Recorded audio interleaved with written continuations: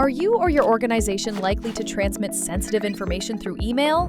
You may want to enhance the security of these confidential emails.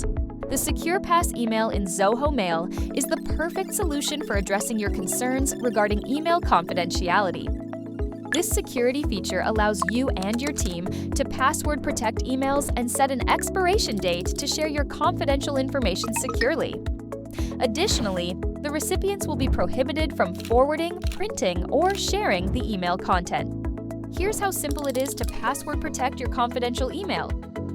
Log into Zoho Mail, select New Email, select the securepass email icon, set the mail expiry date, click Apply.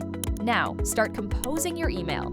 If you'd like to edit or delete the securepass, you may choose the option accordingly at the top of the Compose window. If you've received a securepass protected email, follow these steps to view it. Open the email. Select View the Email tab. Select Send Secure Passcode in the new tab that's been opened. Enter the OTP passphrase sent to your email ID. Select Verify. You can now view the email. Rest assured that your email content is secure and confidential, ensuring privacy. We hope you found this tutorial helpful. Thank you for watching.